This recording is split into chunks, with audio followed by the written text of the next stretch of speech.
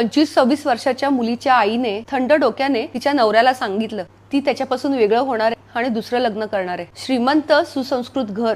त्याने चिडूनच बायकोला विचारलं, मी तर तुला कधी काही कमी पडून दिलं नाही, कधी आपलं भांडण नाही की कधी मी तुला मारलं नाही, तरी हा निर्णय का?